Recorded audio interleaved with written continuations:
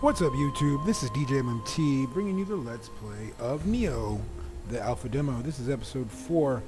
As I said before, this will be the last episode. If you've been watching the whole Let's Play, or at least you watched the last episode, then you remember that I kind of got stuck on the boss. I only tried it one time at the end of the last video, and I got rocked, which didn't surprise me. First try, didn't really know what I was walking into.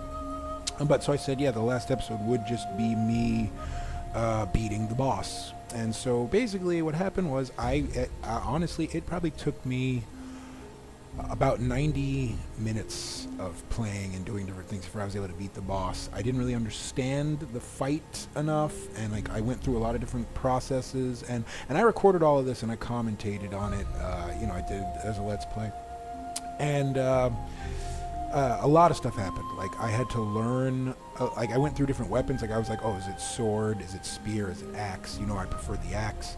I thought it was spear for a while, so I was playing with the spear because I had a friend who beat it with spear, and so he's like, yeah, the spear's the best thing to do, and then different things, and I ended up finally learning how to do summons, and I was able to summon like 3 different people.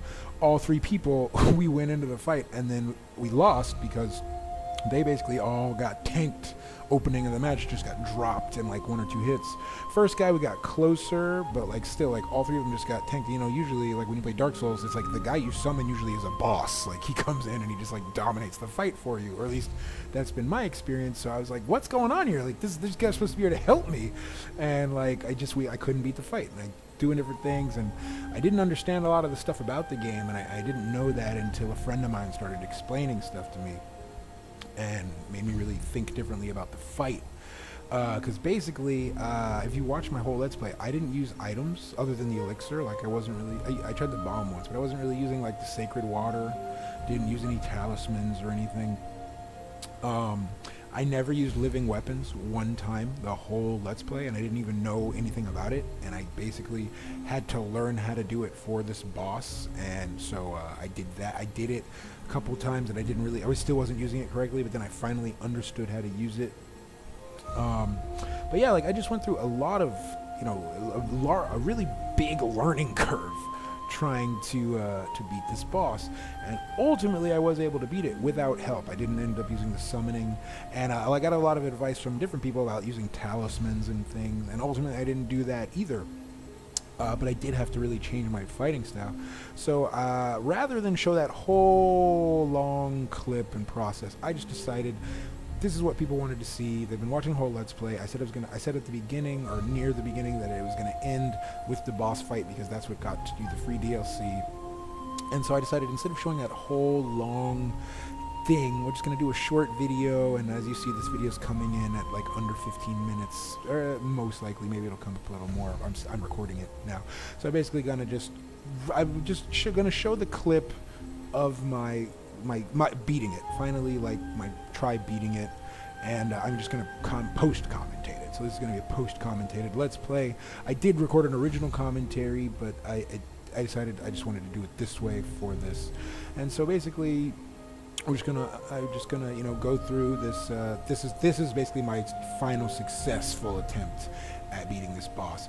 Was nowhere near my first attempt. I probably tried it a good maybe 10 or 15 times over the course of about 90 plus minutes before I was finally able to beat it.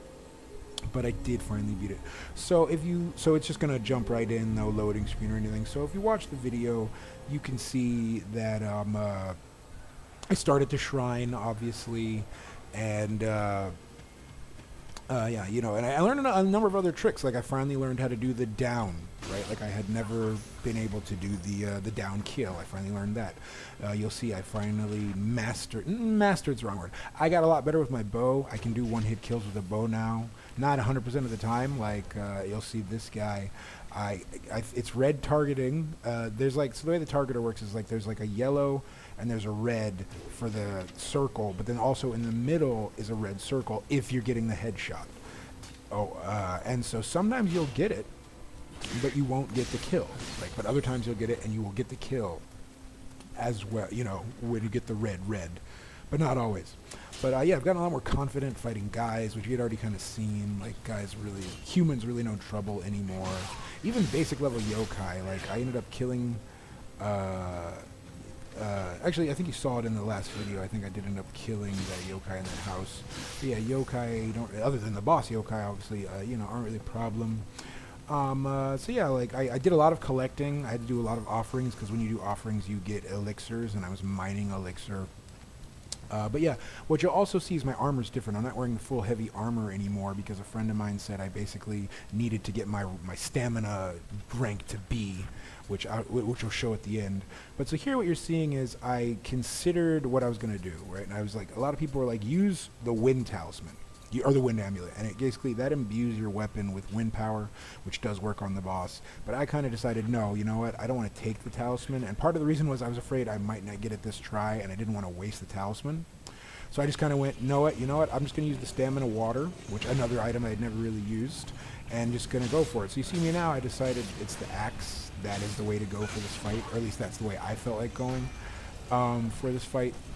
Just because the amount of damage trumps the speed, and because I've got the B rank stamina, I can actually swing, I think like 6 times I can get with a B rank. The weird sort of like netting you're seeing go over the screen is not a glitch, it's just the camera from the view of behind a box, that's what you're seeing, it's like a box is getting in front of the camera. You don't really notice it when you're playing, because you're moving so quickly, but you notice it in the recording just because obviously you're not playing, so you're thinking about those kind of things. But yeah, you can see I'm still having to heal, I'm still taking a lot of damage, but I'm moving a lot quicker. You'll see me do some rolls. Got a lot more confident. Never really mastered his patterns, obviously, which is why I keep taking damage, but I was able to get good enough at the fight. Again, you see me rolling to be able to survive enough to, use my heals, and I had 10 elixirs, which is the max, and fight him. But the other thing is that a lot of his attacks ignore your stamina, like they ignore your blocking, even if you're at full block. So this is the phase 2 of the fight. There's only 2 phases where this is my living weapon. So I had not even figured this out at first. And so basically, when you use living weapon, you don't take damage. You have unlimited stamina until he knocks it out of you or it runs out of time. Like you take damage to it, but not to yourself. But that basically was able to do enough damage to get me close enough where I was like, yes, I'm gonna beat this now. So there you see, I can roll. I got closer, but because I'm at the B rank, I was able to stamina quickly. Take another sacred water just so I can have enough stamina to finish the job. And you can see, if you go from the beginning of the actual scene where I started at the temple, or at the shrine, less than 4 minutes from the shrine, killing the three or four enemies, I think, and fighting the boss under 4 minutes. Like, it's that fast of a fight when you kind of know what you're doing. But because I didn't know what I was doing for the first 90 minutes, that's why it took me so long. And now I just kind of I was looking up some stuff. Like, you can see this is my stats, right? And I have a B rank stamina, level 23. My friend beat it with a spear at level 21. So it's not that it's a hard fight. It's just it's one of those games where you really have to understand the mechanics better for each individual encounter. And then this is just me being very conservative with items and using stuff efficiently, as I probably do too much. But yeah, that, finally I was able to get through it without the summoning, without needing other people, even though for a while I was kind of reliant, hopefully I can just summon a guy in to help me, but that just kept failing. And so, yeah, what you're seeing here is me hesitating because the message said, back to the beginning of the level, and I was like, wait, I don't want to go back to the beginning of the level, I want to move forward, what's going on? And so I kind of got spooked for a second, but then ultimately, obviously did it, because, that's what you do. And, but yeah, that ends this, this mission.